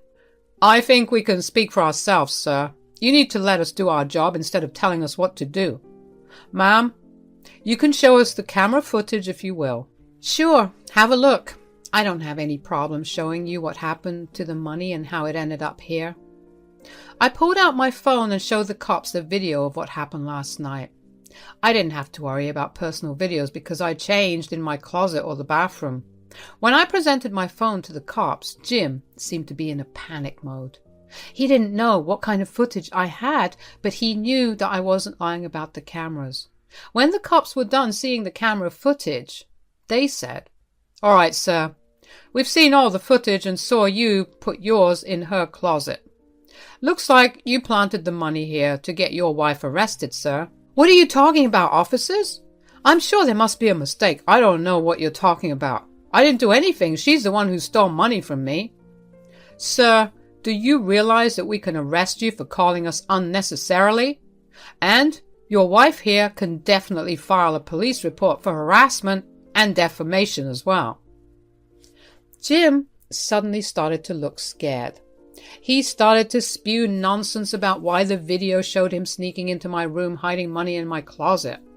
He stammered and his hands were shaking. He tried to convince the cops that it was a mistake and so on. The cops were just not having it. After listening to Jim's nonsense for a while, they turned to me and said, "Ma'am, do you want to press charges against your husband?"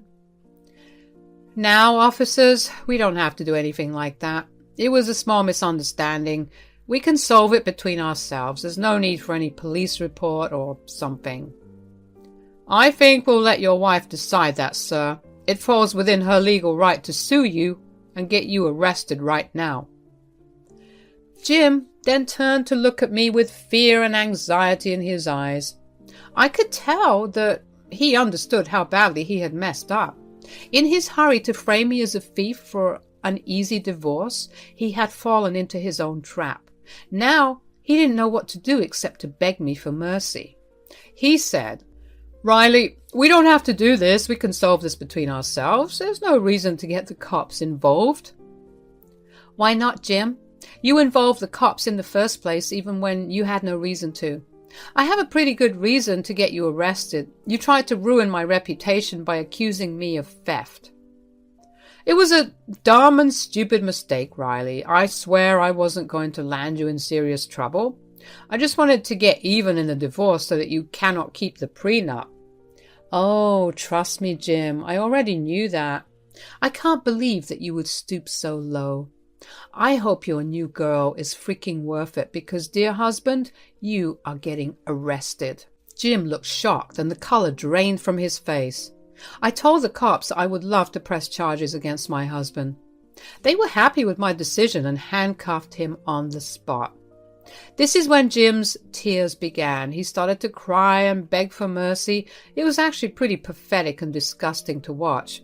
I knew that this was what he tried to do to me. Any pity or sympathy I had for him was long gone after discovering his affair. So his tears or apologies meant nothing to me anymore. The cops took him away while I sighed with relief. After the cops dragged Jim away, I immediately called Tina and told her what went down. She wasn't shocked, of course, but I had to warn her of the consequences as well. I said, "Tina, he will get bail and won't have much trouble, but I guess he will turn to you to vent. I'm afraid there is a chance he might suspect your involvement in this." "Well, I'm prepared for that. If he dares to show his face in my house, I will tell him what I really think of him, and I will tell him that I was the one who informed you of his plan." "Are you sure about that, Tina? Jim will be super mad at you. He might stop talking to you and take this very personally." "In that case, good for me. I don't want any connection with him anyway. I am so done with Jim. If he gets mad at me for doing something good, that's on him. Besides, his behavior has me questioning a few things, and I think I will change my will." "What are you planning to do, Tina?" "I think I will disinherit him. I don't want a homewrecker to lay hands on my money, and I cannot forget the fact that my son is a freaking criminal. I will never forgive him for betraying you and trying to ruin your life." I do thank the heavens that I got Tina as my mother-in-law. I can't tell you how much I cried after hearing Tina say that. It felt nice knowing that someone in this world would stand up for me. Tina comforted me for some time and promised to take me on a trip with her once the divorce was finalized. You may wonder what came out of Jim's arrest. Well, nothing came out of it. I didn't sue him.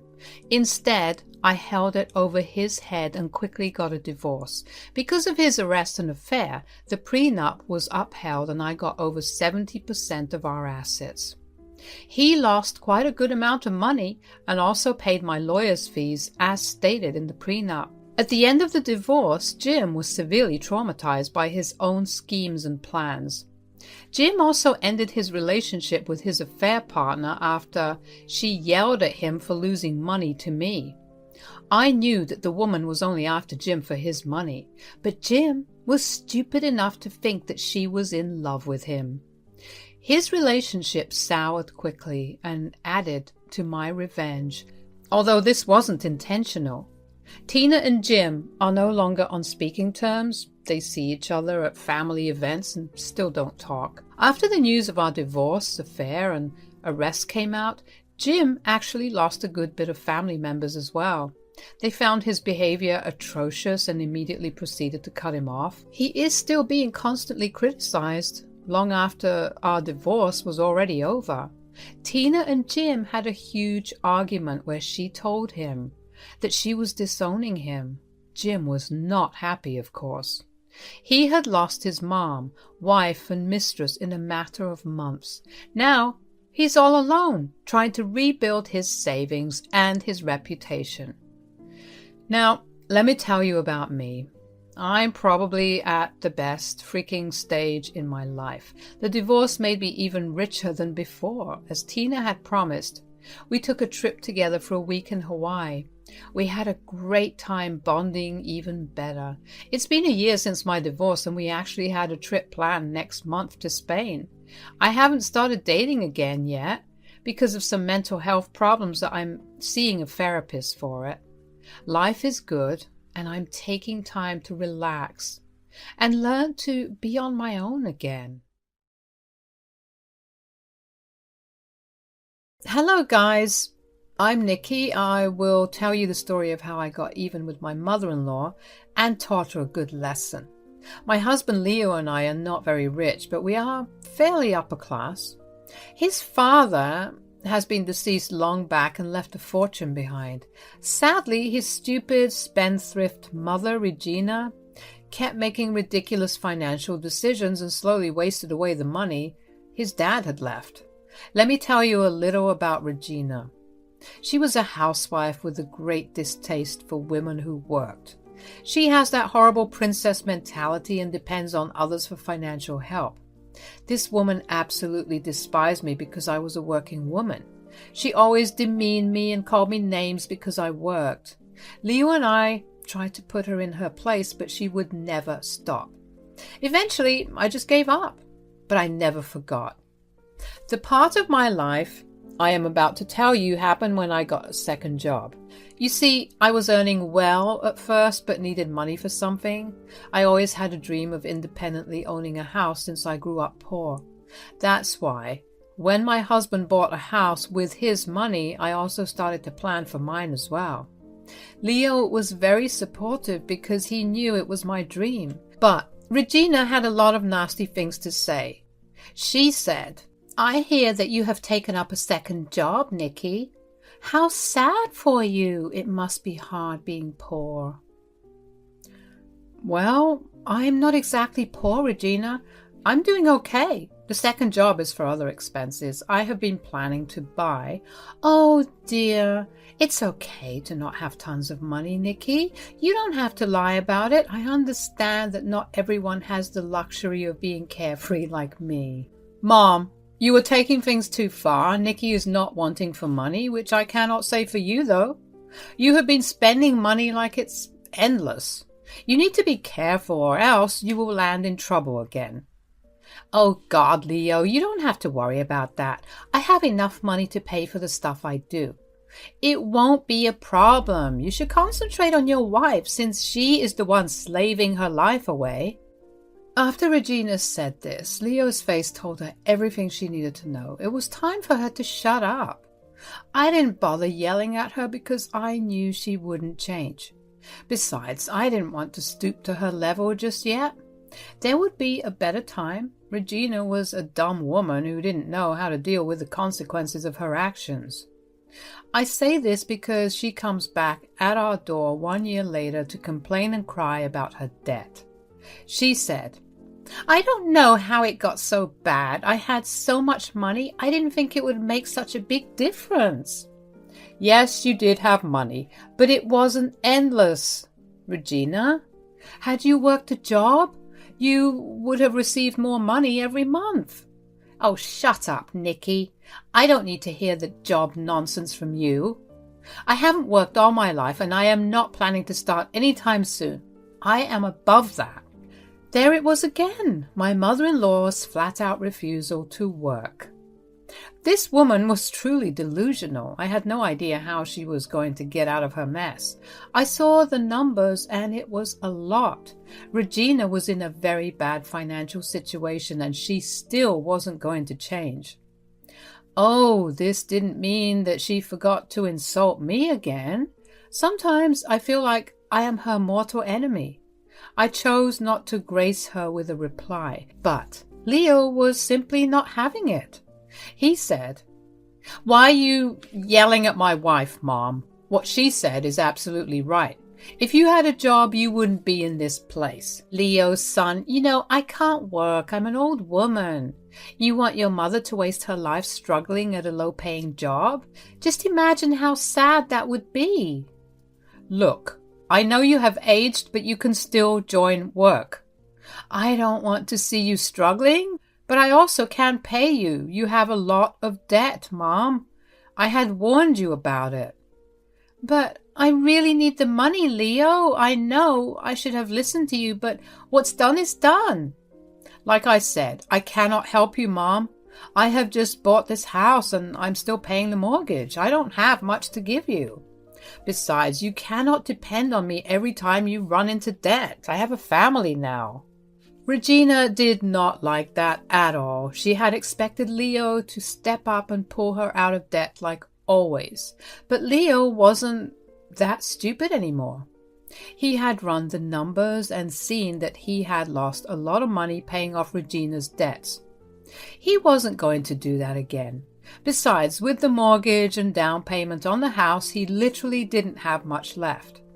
He wasn't going to jeopardize his credit even further by making stupid decisions like helping out Regina. Regina was panicking.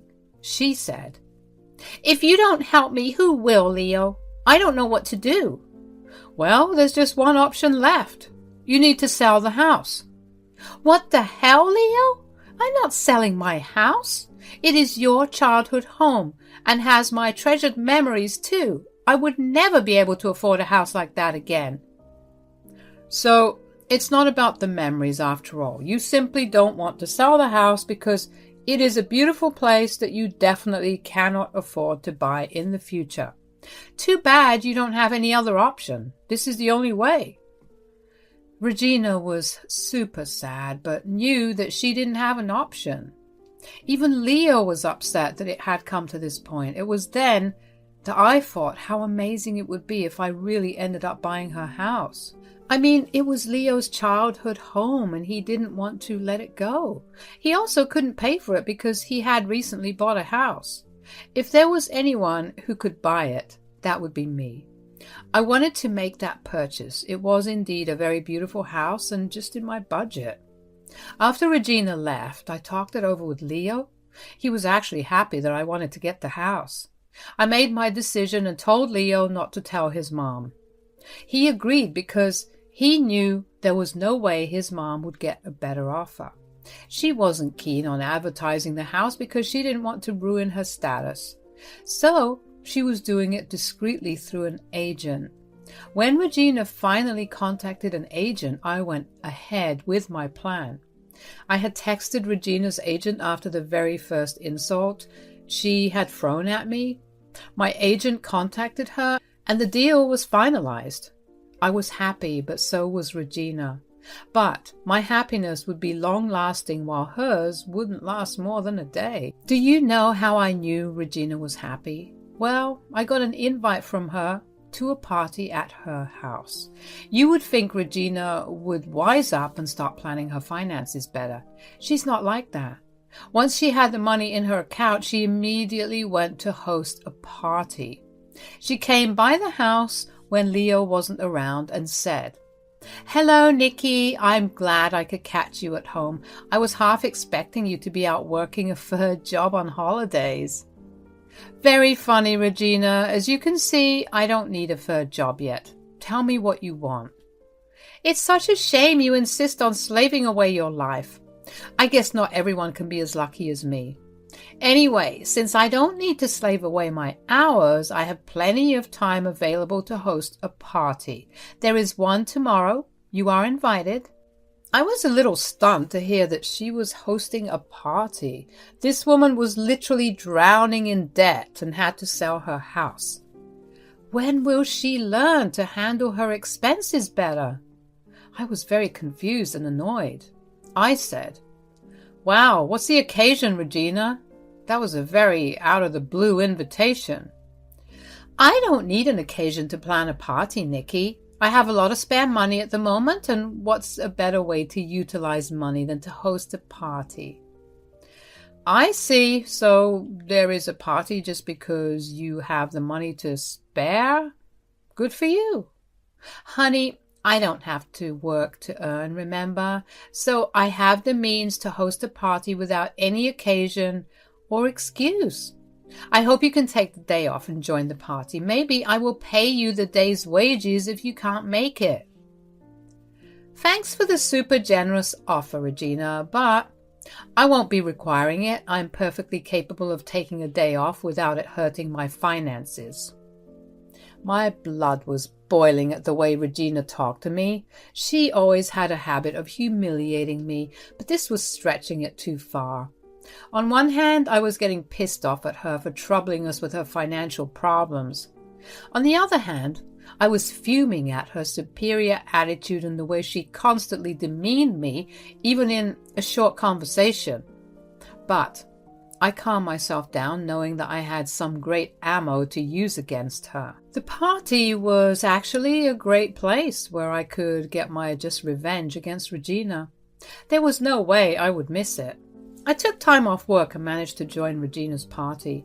It was a grand kiddie party, so it was girls only. My husband stayed at home and I was feeling a little nervous because not all of Regina's friends are good people. Thankfully, there were also some women my age who were Leo's friends. They actually liked me and we hung out together on different occasions. The party was really set up with care and there were a ton of refreshments available. Regina had spent a lot on this party, which she clearly shouldn't have done due to her horrible finances. Anyway, I was having a good time and telling some people about my work when Regina suddenly joined us and said, "Why are you guys listening to Nikki harp on about her jobs? We don't bother with working slaves like her. I only invite her because she's my daughter-in-law. I doubt she would ever be able to reach my level in this lifetime." "I think you are being unnecessarily rude, Regina. A lot of women work and earn good money for themselves.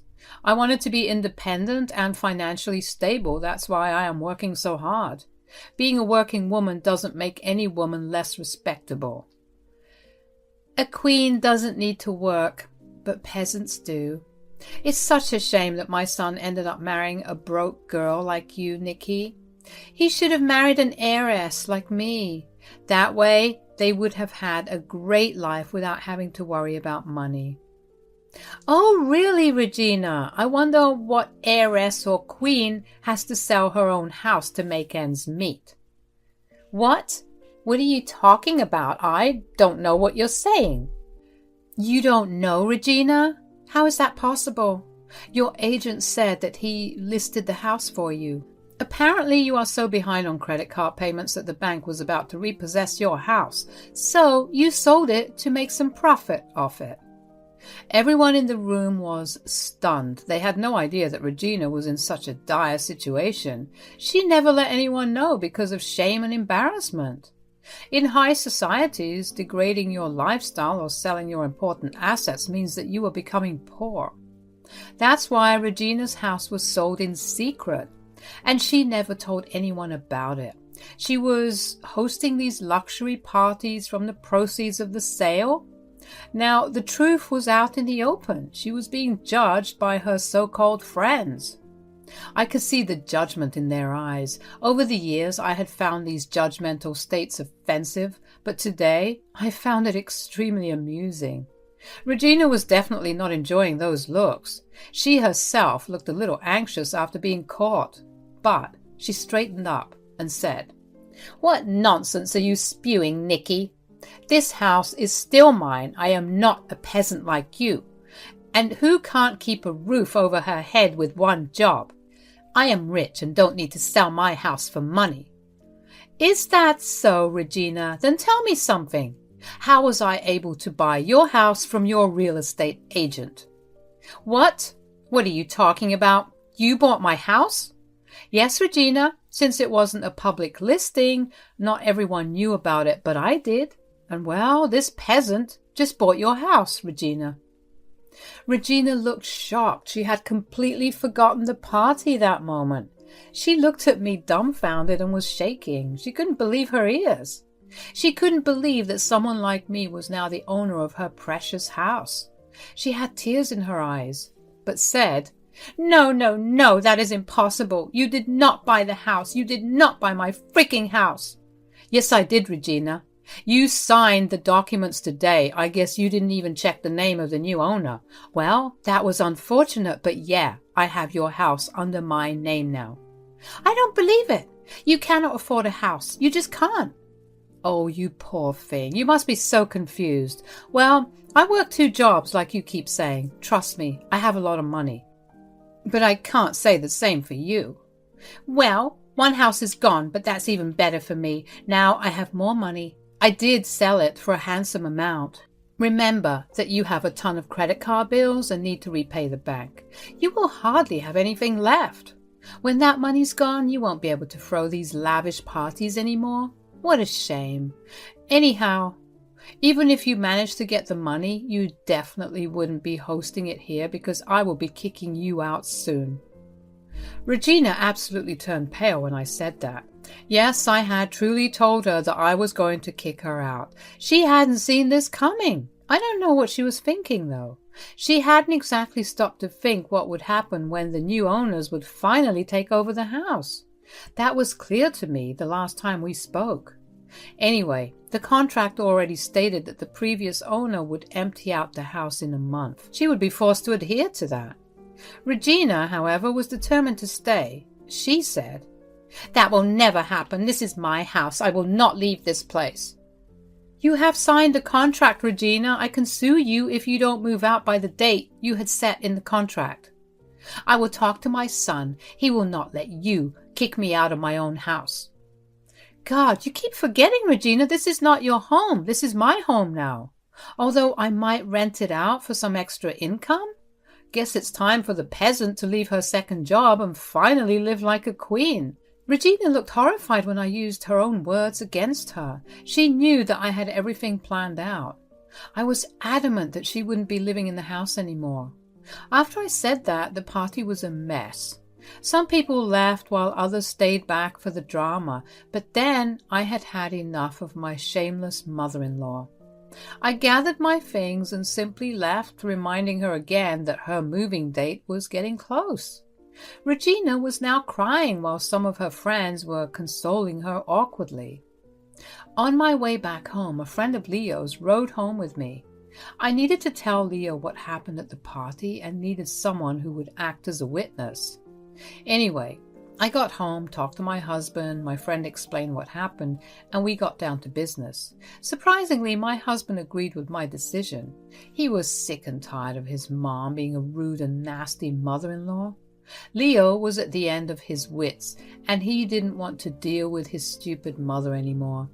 I should also add that Leo was pissed about Regina's awful spending habits. When he compared her to me, it was clear to him that Regina had no business insulting me. Plus, he knew that he needed to stand up for me and do something because his mom wasn't going to change. Overall, our conversation went very well. It was about 3 weeks later that Regina was at the house Leo and I were staying in. She looked like she hadn't slept in a while and her eyes were puffy. We let her in because we had been avoiding her calls for a while now. We needed to talk to her to set her straight. Leo looked glum, and I think that bothered Regina a lot. She said, "Leo, you know that your wife has bought my house. She is threatening to kick me out of my home. You need to do something." "What do you expect me to do, Mom? This is her property, so she is the only one who gets a say. Even if Nikki hadn't bought the home, someone else would have. And they definitely would have wanted you out. Had you even planned anything for that?"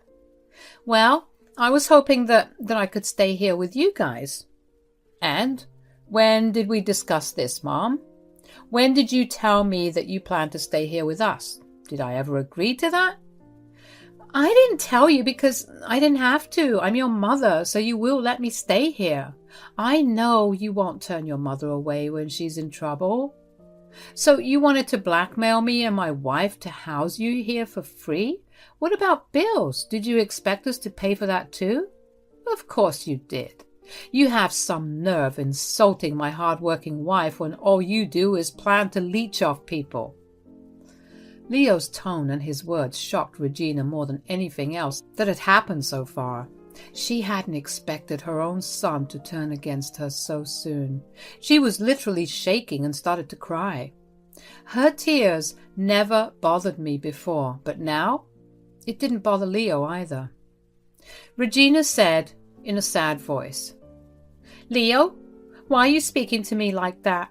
What have I ever done to deserve this behavior from you?" "You don't know what you have done? Should I list it for you, Mom? First, you have always depended on me to solve the financial problems in your life that you had intentionally created. Then, you land yourself in a big debt again and end up selling your home, and the worst of them all, you constantly keep insulting my wife who has done nothing wrong to deserve your horrible behavior. Her only crime, according to you, was to be a hard-working woman." "Leo, I know I have been a nuisance, but what can I do? I'm a housewife and don't have any income." "That is entirely your fault, Mom. Your princess attitude never made you stop and think about earning money for yourself. You depended on everyone around you to pull you out of your mess. First it was Dad and then me. And don't think I didn't notice how you completely ignore the topic of insulting my wife.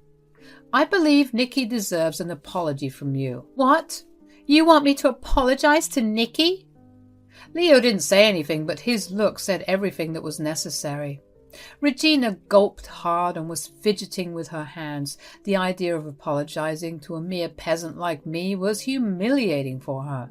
But she had no way to skip this part. She knew she was in trouble and didn't want to anger us anymore. She soberly said, "All right then, Nikki, I'm sorry for the way I treated you. I promise it won't happen again in the future." "Nice apology, Regina, but I reject it. It means nothing to me. I know that you have learned nothing."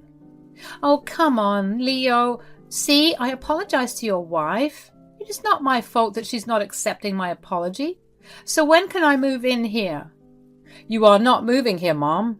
This house is only for me and Nikki. You won't even be a guest here anymore. You lost that right." "Well then, can I stay at my house like I always had?" I laughed when Regina said that. She really expected me to just flip and pretend that everything was all right. She was so out of touch with reality that she didn't understand what consequences meant for people. I stopped laughing and said, "Oh, hell no, Regina. You will never stay at my house either. Like I said, I will be renting it out. I won't even keep you there as a tenant." But if you two don't house me, where will I go? I have nowhere else to go." "Well then, you better start looking for a job now. I bet 2 jobs will be enough to help you save money for rent and bills. What? You want me to go to work? How else do you think you can survive, Mom? Living in this world requires money, which you don't have. You heard my wife. You better start looking for jobs. I think we're done here. You can see yourself out. Regina was at a loss for words. She was crying and begging us not to do this to her.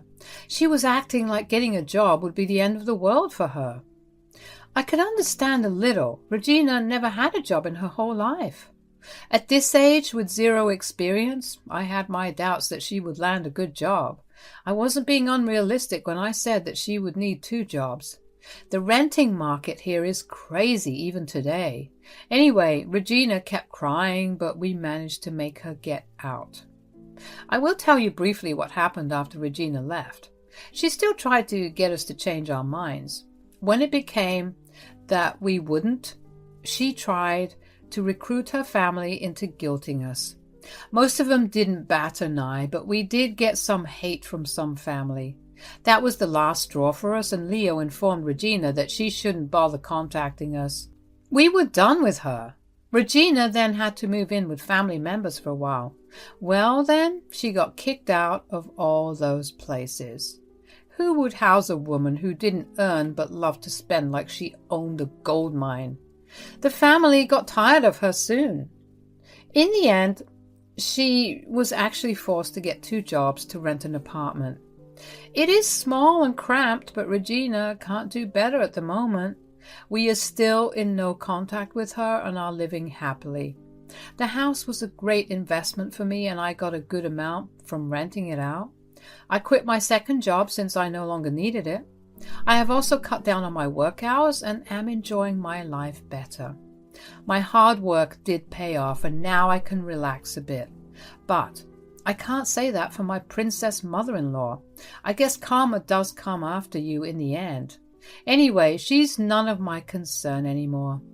But the events that happened still make me